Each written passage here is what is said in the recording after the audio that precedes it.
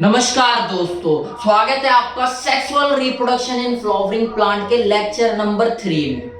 पिछली क्लास में हमने एंथर के माइक्रोस्पोरेंजियम के एक एक पार्ट को, कितनी लेयर्स होती है अंदर, क्या लेयर्स के फंक्शंस होते हैं, उसे हमने अच्छे से पढ़ लिया था। आज की क्लास में हम पोलन ग्रेन को जानेंगे। ठीक है, अब आपके सवाल आएगा कि सर आप इन सब के बारे में पढ़ा क्यों रहे हो? तो आपको क्लियर होना चाहिए हम चैप्टर कौन सा पढ़ रहे हैं, sexual reproduction in flowering plant. अब इसके अंदर हम क्या करेंगे, फ्लावर के अंदर सेक्सुअल रिप्रोडक्शन कैसे परफॉर्म होती है उसे जानना है हमें। और सेक्सुअल रिप्रोडक्शन परफॉर्म होने को हम बोलते हैं क्या फ्लावरिंग प्लांट में, पॉलिनेशन। पॉलिनेशन मतलब क्या होता है, पोलन ग्रेन का स्टिग्मा तक, एंथर से निकल के स्टिग्मा पर जाना और वहां से मेल गैमेट निकल के मेल और फीमेल गैमेट का मिलना, पॉलिनेशन ही तो कहलाता है, मेल और फीमेल गैमेट का मिलना, ताकि उससे क्या हो सके, फ्यूजन हो सके और जाइगोट का फॉर्मेशन हो सके। तो इस प्रोसेस को ही तो हम क्या कहते थे प्लांट में, पॉलिनेशन। पॉलिनेशन इसलिए कहते थे क्योंकि यहां पर जो पोलन ग्रेन था उसके अंदर मेल गैमेट था। ठीक है, अब आपको समझ में आ रहा होगा, यानी मेल गैमेट किसके अंदर होता है, पोलन ग्रेन के अंदर, यानी पोलन ग्रेन का फॉर्मेशन जरूरी है। अब पोलन ग्रेन का फॉर्मेशन किसके अंदर होता है, माइक्रोस्पोरेंजियम के अंदर। तो पिछली क्लास में हमने माइक्रोस्पोरेंजियम को अच्छे से पढ़ लिया था। आज की क्लास में तामझाम क्यों हो रहा था माइक्रोस्पोरेंजियम के अंदर लेयर्स का फंक्शन, ताकि अल्टीमेटली माइक्रोस्पोर बन के आ जाए, यानी पोलन ग्रेन बन के आ जाए। माइक्रोस्पोर का मतलब ये नहीं होता कि मेल गैमेट पोलन ग्रेन के अंदर होगा, हम मेल गैमेटोफाइट बनाएंगे जिसे हम माइक्रोस्पोर कह सकते हैं। ठीक है, तो अब आपको एक बात समझ में आई होगी कि पोलन ग्रेन का फॉर्मेशन हो रहा था माइक्रोस्पोरेंजियम के अंदर। पोलन ग्रेन दिखता कैसे है, आज की क्लास में उसे पढ़ना है। उसके पास कितनी लेयर्स होती है, वो क्या होगा, कैसे उसके अंदर पोलन ट्यूब निकलता है, उसके बारे में पढ़ना है। अगर पोलन ग्रेन की सरफेस रफ है तो क्यों है, अगर उसके पास स्मूथ लेयर है तो क्यों है, उसका पॉलिनेशन किसके द्वारा होगा, जिसकी रफ सरफेस होगी, और उसका पॉलिनेशन यानी उसका पॉलिनेटर कौन होगा, जिसकी स्मूथ या फिर रफ पोलन सरफेस होगी। ठीक है, उसके बाद हम क्या पढ़ेंगे, हम पढ़ेंगे क्या पोलन ग्रेन कौन सी स्टेज में, क्या एक सेल की स्टेज है या फिर इसके अंदर दो सेल्स होती है। कई बार आपने देखा होगा कि पोलन ग्रेन का स्ट्रक्चर एक सेल में दिखा दिया कि यहाँ न्यूक्लियस है, ये वॉक्यूल है, ये सारा साइटोप्लाज्म है, ये वो। ठीक है, अब आपको कंफ्यूजन होगी, सारा अगर साइटोप्लाज्म ये सब है तो हमने एक जगह स्ट्रक्चर पढ़ी थी, vegetative cells, generative cells, male gametophyte, female gametophyte, ये सारी सेल्स कहां दिखाई दे रही है, तो उन चीजों के बारे में क्लियर करेंगे। जनरेटिव सेल्स को जनरेटिव सेल्स ही क्यों बोला जाता है, उसके बारे में पढ़ना है।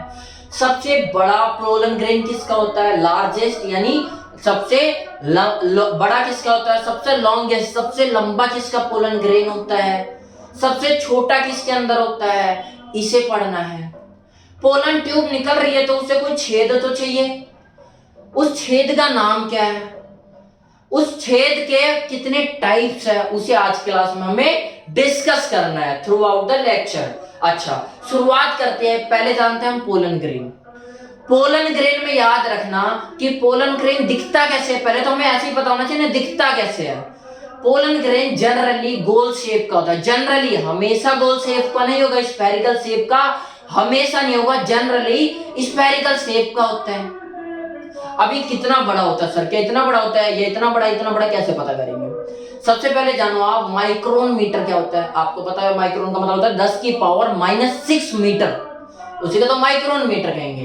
तो अब आपको अंदाजा लग जाना चाहिए कि पोलन ग्रेन का साइज कितना होता है, कितना होता है, 20 से 25 माइक्रोन मीटर, इतना छोटा होता है पोलन ग्रेन, यानी हम नेक्ड आई से देखना बहुत मुश्किल है पोलन ग्रेन को। ठीक है, अब वो डिपेंड करता है कि वो सबसे बड़ा पोलन ग्रेन तो शायद दिख भी जाए, अगर सबसे छोटा को तो बिल्कुल नहीं दिखेगा। आपको पता होगा कि कहीं जगह पोलन ग्रेन की वजह से एलर्जी हो जाती है, तो अगर पोलन ग्रेन दिखेगा तो खुद ही लोग अपने नाक बंद नहीं कर लेंगे, तो पोलन ग्रेन की एलर्जी से बच ही जाएंगे। लेकिन दिखता ही तो नहीं है, तभी तो उन्हें एलर्जी होने लग जाती है, पता नहीं चलता कि हाँ भाई ये पोलन ग्रेन की वजह से एलर्जी हुई है। ठीक है, तो पोलन ग्रेन का साइज आपको समझ में आ गया होगा कि लगभग लगभग बहुत छोटा होता है। कितना होता है? 20 से लेके 25 माइक्रोन मीटर साइज के बेस पे बता रहा हूं, फिजिकल अपीयरेंस साइज के बेस पे कितना होता है? 20 से 25 माइक्रोन मीटर। इतना क्लियर? उसके बाद जानते हैं हम पोलन ग्रेन की सरफेस कैसे होती है। वो होती है दो टाइप की, दो टाइप में, एक होती है रफ और एक होती है स्मूथ। ठीक है, अगर इसकी पोलन ग्रेन का जो सरफेस होगा वो स्मूथ और रफ कैसे बताएंगे हम? अगर पोलन ग्रेन पे स्पाइन यानी कांटे सी स्ट्रक्चर बनी होगी तो हम क्या बोलेंगे कि ये रफ है, खुदरा है। और जहां पे स्मूथ बनी होगी, जो कोई स्पाइन नहीं होंगे, तो हम क्या बोल देंगे कि ये कैसा पोलन ग्रेन है? ये स्मूथ पोलन ग्रेन है। अब एक बात बताओ, आप खुद सोचो, पोलन ग्रेन की सरफेस अगर स्मूथ होगी यानी गोल गोल होगी, तो ये पॉलिनेशन इंसेक्ट के द्वारा जरूरी हो पाएगा या फिर एयर या विंड के द्वारा? तो आपको खुद पता है गोल गोल होगी यानी हवा चलेगी तो गोल गोल होगी, आसानी से एक जगह से दूसरी जगह जा सकती है। तो यानी ये अडेप्शन कहां पे होगा? जहां पे पॉलिनेटर के रूप में विंड या एयर काम कर रहे हो। ठीक है, और जहां पे इंसेक्ट काम करेगा वहां पे स्पाइन होनी चाहिए, ताकि इंसेक्ट जैसी जाए तो उसके पास पोलन बास्केट होती है जहां पे वो अपनी स्पाइन चुबा दे और क्या पोलन ग्रेन बन जाएगा। बहुत छोटे होते हैं सारी। ठीक है, तो पोलन बास्केट पे इनके पोलन किट जो होती है, जो हमारे ये जो स्पाइंस होती है, तो उसी को उसके ऊपर क्या होती है, इसी को कहते हैं अडेसिव एक ऑयली लेयर होती है, जिसे हम पोलन किट बोल देते हैं। ठीक है, ये पोलन किट कैसी होती है? येलो होती है। ताकि येलो क्यों होती है? कलरफुल होती है। कलरफुल मतलब अट्रैक्टिव होगी, कोई इंसेक्ट जा रहा होगा तो अट्रैक्ट करेगी उसे। ठीक है, अडेसिव होती है, चिपक जाएगी। और एक और फंक्शन होती है अल्ट्रा वायलेट रेडिएशन से, जो हार्मफुल अल्ट्रा वायलेट रेडिएशन होती है उससे बचाती है पोलन ग्रेन को। ठीक है, अब एक्सपोज किसके, जब वो एनवायरनमेंट में एक्सपोज होगा पोलन ग्रेन, तो कोई इंसेक्ट आके बैठेगा तो वो स्पाइंस क्या हो जाएंगे, उसके पोलन बास्केट पे अटैच हो जाएंगे और वो जाके कहीं और पॉलिनेशन करवा देगा। इसलिए आपको समझ में आ रहा होगा कि जो रफ पोलन ग्रेन होगा वो किसके द्वारा पॉलिनेट होना चाहिए? वो उसका पॉलिनेटर कौन होना चाहिए? इंसेक्ट होना चाहिए। आई होप आपको इतनी बात क्लियर होगी। जो मैंने आपको बात बोला वही चीज लिखी हुई है, पढ़ो क्या लिखा है। क्या लिखा है? फिजिकल अपीयरेंस में 20 से 25 माइक्रोन मीटर होना चाहिए, आपको बता दिया। पोलन सरफेस कैसी होनी चाहिए? पोलन ग्रेन की सरफेस कैसी होनी चाहिए? रफ या फिर स्मूथ? स्मूथ याद रखना, जो स्मूथ यानी विंड के द्वारा पॉलिनेशन होगा वो अधिक होता है in comparison to rough pollen grain. अब ये बात अलग याद रखना कि रफ में इंसेक्ट होगा, मैं जानता हूं अच्छे से और बताया भी आपको कि बायोटिक पॉलिनेशन सबसे ज्यादा होता है, लेकिन सबसे अच्छा किसमें होता है? स्मूथ में ज्यादातर क्या होता है? विंड के द्वारा पॉलिनेशन होता है स्मूथ में, और कम पॉलिनेशन विंड के द्वारा या एयर के द्वारा किसमें होता है? जिसमें रफ होता है। रफ किसके अंदर होगा? जो इंसेक्ट होंगे उनके अंदर होगा रफ, यानी जो पॉलिनेशन इंसेक्ट के द्वारा होगा उस पोलन ग्रेन का जो सरफेस होगी वो कैसे होगा? रफ होगा। रफ होगा मतलब उसके ऊपर स्पाइंस होंगे। ठीक है, अब ये इंसेक्ट के द्वारा होगा, ये विंड या एयर के द्वारा होगा, आपको बता दिया। ठीक है, आगे पढ़ो। मैंने क्या बताया था? जो इंसेक्ट के द्वारा होगा इस पे क्या होगा? एक बंडल प्रेजेंट होगा। किसका? यानी जो, अगर देखो आप खुद समझो, इंसेक्ट के द्वारा होगा तो पोलन ग्रेन कैसे प्रेजेंट होंगे? पोलन ग्रेन प्रेजेंट होंगे किट की तरह। एक किट मतलब एक ऐसे यानी इकट्ठा प्रेजेंट होंगे, पोलन ग्रेन की इकट्ठा प्रेजेंट होंगे, ताकि बहुत सारे पोलन ग्रेन आके चिपक जाए। अब बहुत सारे आएंगे तभी तो, अब कीड़ा जरूरी था ना, उसे पता है कि हाँ भाई मेरे को जाके अब लैंड करना है स्टिग्मा पे, वो जाके कभी पत्तियों पे लैंड करेगा, कभी टहनी पे लैंड करेगा, कहीं कहीं पे हो सकता है बाई चांस वो स्टिग्मा पे भी चला जाए, लेकिन जरूरी नहीं है ना वो स्टार्टिंग में ही जाए। तो उसके पास कहीं ना कहीं पोलन ग्रेन बिखर जाएंगे थोड़े बहुत, तो मतलब ज्यादा नंबर ऑफ पोलन ग्रेन एक साथ चिपकने चाहिए। मतलब पोलन ग्रेन जहां पे पॉलिनेटर इंसेक्ट हो वहां पे जो पोलन ग्रेन्स होंगे वो बंडल के फॉर्म में प्रेजेंट होंगे। उन बंडलों को हम क्या कहते हैं, पोलन किट कहते हैं। क्या, एक किट की तरह प्रेजेंट हो गए, इसलिए पोलन किट कहते हैं। अब ये एडहेसिव लेयर होती है ताकि चिपक जाए, अल्ट्रावायलेट रेडिएशन से बचाती है। Ultraviolet radiation, this oily layer protect pollen grain from harmful ultraviolet radiation. Yellow colour की होती है ताकि अट्रैक्ट कर पाए और एडहेसिव होती है नेचर में। आई होप आपको ये बात क्लियर हुई होगी। आगे बढ़ते हैं, हम पढ़ते हैं पोलन ग्रेन के कौन कौन सी लेयर्स होती है। अभी तो मैंने आपको क्या बताया, सरफेस दिखती कैसे है। अभी जो सरफेस होगी, एक तो लेयर ये सरफेस लेयर होगी और एक अंदर की भी लेयर होती है। जो सरफेस लेयर होती है, इस सरफेस लेयर का नाम होता है एक्साइन और अंदर वाले का नाम होता है इंटाइन। एक्साइन नाम से ही समझ में आ रहा है, एक्स मतलब एग्जिट या एक्सटर्नल वाला, यानी बाहर की जो सरफेस होगी, लेयर होगी, उसे हम क्या बोलेंगे, एक्साइन। और इंटाइन में इनका मतलब क्या होता है, अंदर, इंटरनल, यानी अंदर वाली लेयर को हमने इंटाइन लेयर कहा। आइन का मतलब होता है फेवरस टिश्यू। कौन सा, फेवरस टिश्यू, लिखा भी हुआ है, ठीक है। अच्छा, अब ये जो क्या एक्साइन लेयर है उसके बारे में जानते हैं। इतनी सी बात याद रखना कि स्पोरोपोलिन और क्यूटिन नाम के पॉलीमेरिक केमिकल से बनी होती है। पॉलीमेरिक केमिकल मतलब वो केमिकल जो मोनोमर से मिल के बने हो, तभी तो पॉलीमर बनता है। तो उस केमिकल्स को जो मोनोमर से मिलके बने हो उसे क्या बोलेंगे, पॉलीमेरिक केमिकल। अब ये स्पोरोलिन और क्यूटिन में, क्यूटिन को कई जगह लिखा जाता है, कई जगह नहीं लिखा जाता, लेकिन स्पोरोपोलोलिन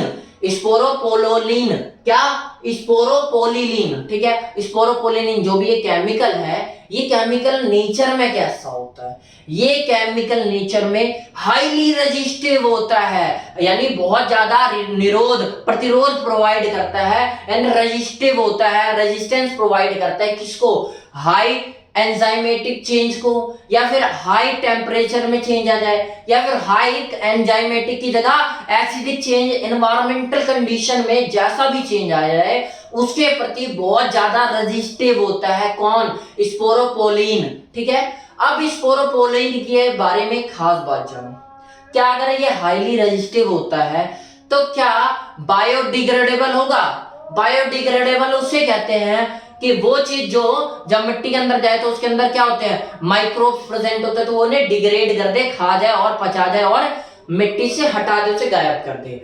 तो याद रखना, स्पोरोपोलिन जो होता है केमिकल, ये नॉन बायोडिग्रेडेबल होता है। तो अब इसका यूज कहां होता है, इसका यूज बहुत जगह होता है, उनमें से एक बहुत अच्छा यूज है कि ये आर्चेलॉजी, आर्चेलॉजी का सीधा मतलब होता है पुरातत्व विज्ञान, मतलब वो विज्ञान जिसके अंदर मानव के बारे में स्टडी की जाती है कि ह्यूमन दिखते कैसे थे, on the basis of fossil fuels, या फिर फॉसिल फ्यूल की जगह फॉसिल जो यानी मट्टी के अंदर दबे रहते हैं जो भी चीज, उनको खोद के देखा जाता है कि इंसान कैसे थे, कैसे इनका डेवलपमेंट हुआ, on the basis of fossils, ठीक है। अच्छा, जीवाश्म जिसे कहते हैं, ठीक है, जीवों के अस्म, जीव जो दब चुके हैं, आपने पता होगा डायनासोर के जमाने में एक बार बहुत बड़ा भूकंप आया था, दब गए। तो जो भी जो नीचे की चीज है तो उसकी स्टडी करके ह्यूमन से रिलेट करने वाला जो विज्ञान होता है उसे पुरातत्व विज्ञान कहते हैं। तो याद रखो, ये जो पोलन ग्रेन है उसकी एंजाइम किसकी बनी होती है, स्पोरोपोलिन की। और स्पोरोपोलिन कैसे होते हैं, नॉन बायोडिग्रेडेबल। और जब नॉन बायोडिग्रेडेबल होगा यानी ये सड़ेगा नहीं, गलेगा नहीं, खत्म नहीं होगा सालों सालों तक, तो इसकी स्टडीज के अंदर काम आ सकती है नहीं, क्योंकि ये सड़ेगा नहीं। तो जब ह्यूमन खोद रहे होंगे कहीं ना कहीं ये मिल ही जाएगा पोलन ग्रेन, उससे बहुत कुछ सीखने को मिलता है। अच्छा, तो पोलन ग्रेन की एंजाइम के बारे में आपने ये चीजों को जान लिया। उसके बाद हम पढ़ते हैं इंटाइन के बारे में। एंजाइम के बारे में पढ़ लिया, अब इंटाइन के बारे में आ जाओ। इंटाइन के बारे में, ये जैसे बाहरी सरफेस थी, एक्सटर्नल या आउटर मोस्ट सरफेस, वैसी इनर मोस्ट या अंदर की सरफेस को, इनर सरफेस को क्या बोलेंगे, या इनर लेयर को क्या बोलेंगे, हम इनर लेयर को बोलेंगे इंटाइन। इंटाइन बनती किसकी है, जैसे वो स्पोरोपोलिन और क्यूटिन की बन रही थी, ये सेल्यूलोज और पेक्टिन की बनेगी। किसकी बनेगी, सेल्यूलोज और पेक्टिन की। इसके पास खुद का साइटोप्लाज्म होता है, जैसे यहां पे तो नहीं दिख रहा, लेकिन इसके पास इतना बड़ा साइटोप्लाज्म दिख रहा है या नहीं दिख रहा, दिख रहा है इंटाइन के पास। यानी ये एक क्या है, लेयर है, और इसके अंदर क्या है, सेल। यानी अब ये एक सेल है, यानी सिंगल सेल्ड स्टेज बोल सकता हूं। ये पोलन ग्रेन कैसा हुआ अभी, सिंगल सेल्ड स्टेज। अब आप बोलोगे कि सर इसके अंदर याद रखना इसके पास खुद का साइटोप्लाज्म है, तो एक लाइन बोलता हूं मैं आपको कि इसके साइटोप्लाज्म का 80% वेजिटेटिव सेल रखेगी और 20% जनरेटिव सेल रखेगी। बोलोगे सर अभी तो आपने बोला ये इसके पास साइटोप्लाज्म और सिंगल सेल्ड स्टेज है, तो टू सेल्ड स्टेज दिख रही है। हाँ, ये बाद की स्टेज है, आपको कंफ्यूज नहीं होना। कई बार आपको ऐसा स्ट्रक्चर दिखेगा जहां पे साइटोप्लाज्म, न्यूक्लियोलस सब कुछ दिखेगा और ये दो सेल नहीं दिखेगी, तो आप बोलोगे सर ये अलग स्ट्रक्चर है वो अलग, नहीं, सेम स्ट्रक्चर है इसके अंदर। अब आप बोलोगे सर ये तो पहले तो सिमिलर रही होगी, हाँ रही होगी, तो इसके अंदर क्या हुआ होगा कि दो सेल में डिवीजन हो गया, डिवीजन हुआ होगा। और मैंने आपको पहले ही बता रखा है पोलन ग्रेन कैसा होता है, हैप्लॉइड होता है, और हैप्लॉइड के अंदर अगर हमें दो सेल कौन कौन सी, वेजिटेटिव सेल्स और जनरेटिव सेल्स बनाना है तो क्या होना चाहिए, वहां पे डिवीजन होना चाहिए। कैसा डिवीजन,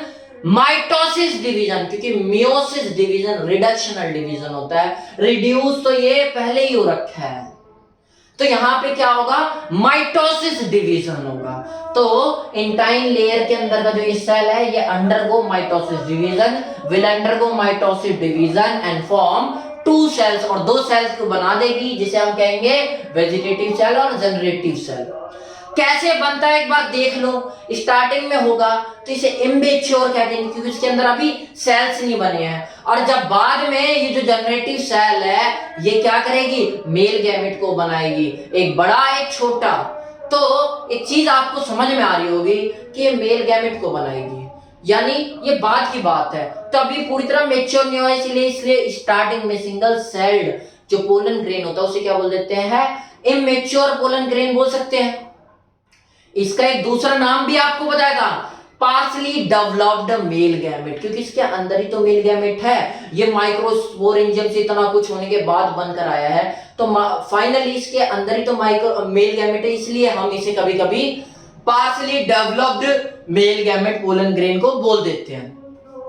अब सीखते हैं कि इंटाइन के अंदर, जब मैंने बोला इंटाइन एक सेल सी है या अपने आप में एक सेल, इसके पास साइटोप्लाज्म इतना बड़ा, तो इसके अंदर डिवीजन होगा। तो कैसे डिवीजन होगा उसे देख लो, बहुत छोटी सी प्रोसेस है। देखो यहाँ पे हाउ कैसे होगा डिवीजन, इसे देखो कैसे होगा, पहले एक्साइन लेयर, इंटाइन लेयर और हैप्लॉइड न्यूक्लियस होगा, और एक इमेच्योर पोलन ग्रेन या सिंगल सेल्ड स्टेज बोल सकते हैं, अभी एक सिंगल सेल है। अब क्या होगा, माइटोसिस होगा, और माइटोसिस कैसा होगा, यहाँ पे एसिमेट्रिकल डिवीजन। एसिमेट्रिकल मतलब डिवीजन, मतलब वो डिवीजन जहां पे साइटोप्लाज्म का जो डिवाइड हो वो बराबर में ना हो, कहीं ज्यादा चला गया हो कहीं कम। तो यहाँ देखो आपको दिख रहा है, यहाँ साथ एसिमेट्रिकल डिवीजन में ये कम हो गया हिस्सा और ये ज्यादा बड़ा हिस्सा आ गया, तो जो ज्यादा बड़ा हिस्सा आएगा उसे कहेंगे वेजिटेटिव सेल, और जो दूसरी सेल आएगी जो कम होगी उसे जनरेटिव सेल। फर्दर ये किस में जाएगा, एसिमेट्रिकल डिवीजन में, एसिमेट्रिकल माइटोसिस डिवीजन में जाएगा।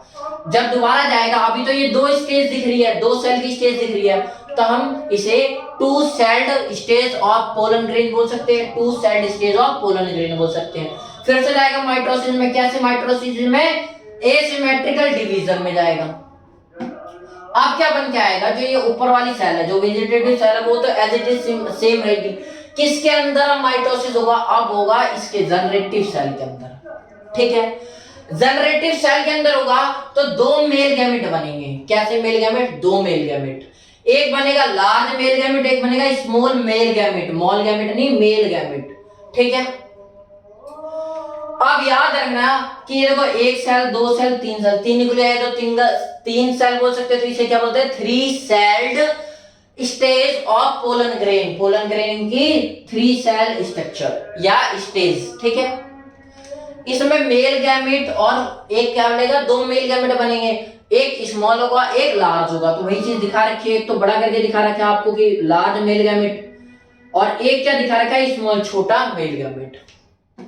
छोटा क्या होगा, मोर एक्टिव होगा, तो मेल गैमेट में जो स्मॉल मेल गैमेट होगा यही आगे फर्दर फ्यूज होगा फीमेल गैमेट से, और क्या बनेगा, जाइगोट का फॉर्मेशन होगा। कैसे होगा अभी बताऊंगा आपको, अभी बस इतना जानो कि कैसे बना मेल गैमेट, ठीक है। अब वेजिटेटिव सेल का एक और कार्य होता है, जब इतना बड़ा साइटोप्लाज्म है, तो याद रखना कि स्टिग्मा क्या प्रोवाइड करेगी, हमें अल्टीमेटली करना क्या है, पॉलिनेशन। पॉलिनेशन के लिए क्या होना चाहिए, मेल गैमेट फीमेल गैमेट से फर्टिलाइज होना चाहिए या फ्यूज होना चाहिए। मेल और फीमेल गैमेट का फर्टिलाइजेशन या फ्यूजन कब होगा, जब मेल गैमेट फीमेल गैमेट तक पहुंचेगा तभी तो होगा। और पहुंचने के लिए यहाँ पे पोलन ग्रेन क्या सारा चला जाएगा इसके अंदर, नहीं, पोलन ग्रेन का साइज काफी बड़ा होता है, तो ये सारा अगर चला जाएगा तो स्टिग्मा कैसी हो जाएगी, रप्चर, फट जाएगी, और क्या पॉलिनेशन हो ही नहीं पाएगा, उससे पहले फट जाएगी। तो याद रखना स्टिग्मा को बचाए रखने के लिए, ताकि पॉलिनेशन से पहले, फर्टिलाइजेशन से पहले रप्चर ना हो, ऑक्सिन और साइटोकाइनिन नाम के हार्मोन रिलीज करता है पोलन ग्रेन, ठीक है।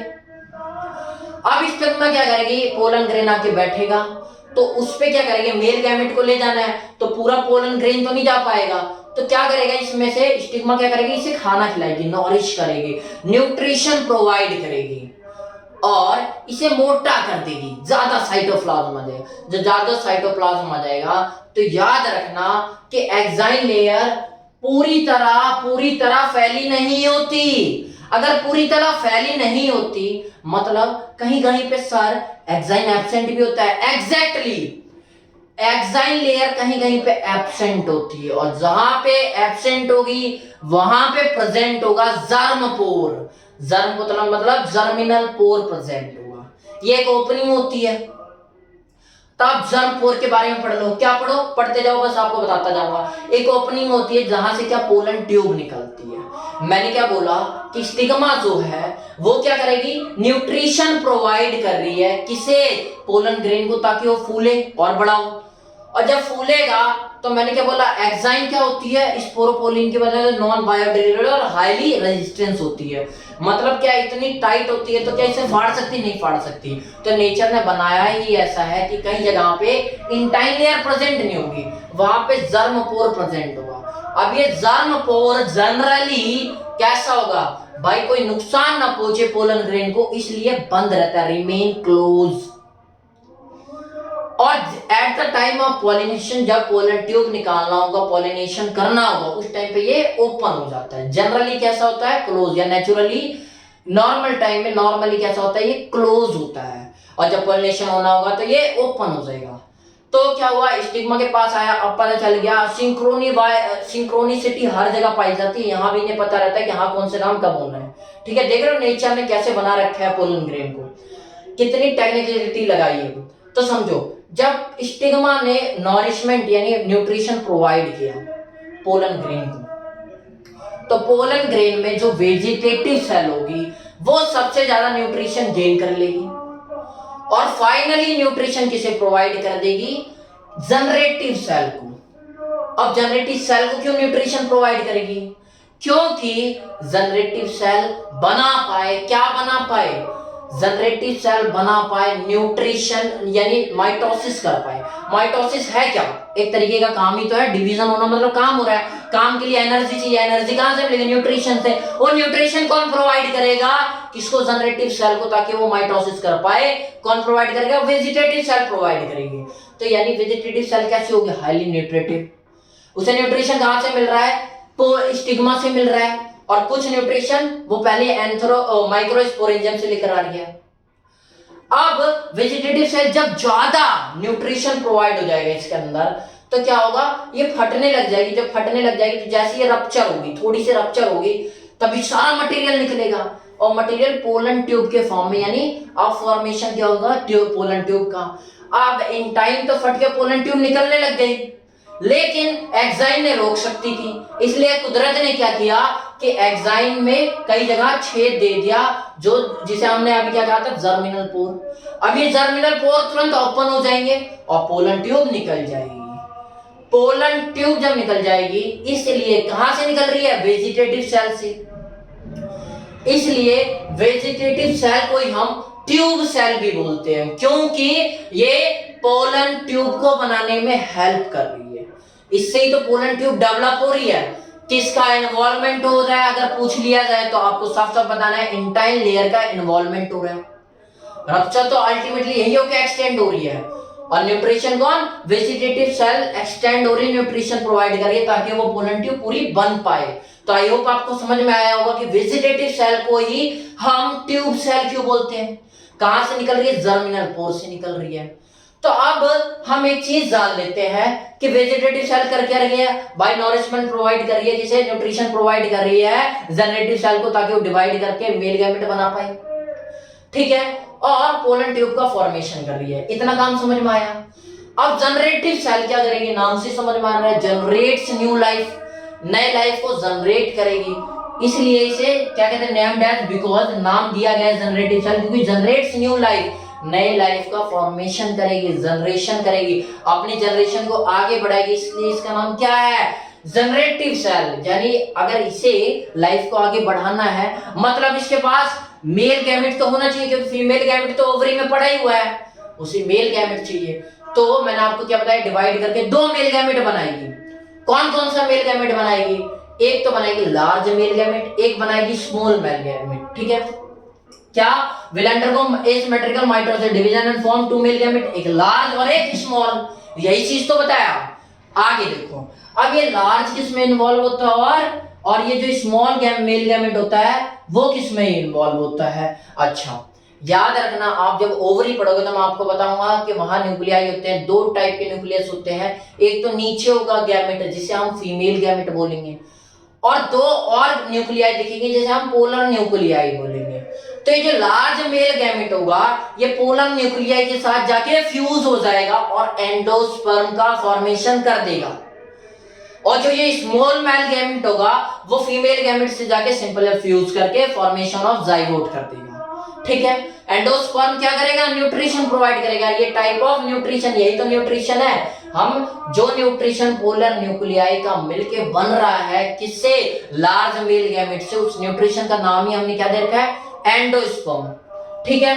तो लार्ज मेल गैमेट का क्या होगा? It will fuse with polar nuclei. Polar nuclei कहां होगा? एम्ब्रियो सैक में होगा, ठीक है। And finally will form endosperm. और एंडोस्पर्म क्या होता है? न्यूट्रिशन होता है, जो फर्दर जो जाइगोट बन रहा है उससे डेवलपमेंट में, ताकि वो एम्ब्रियोजेनेसिस हो पाए, एम्ब्रियो में फॉर्मेशन कर पाए।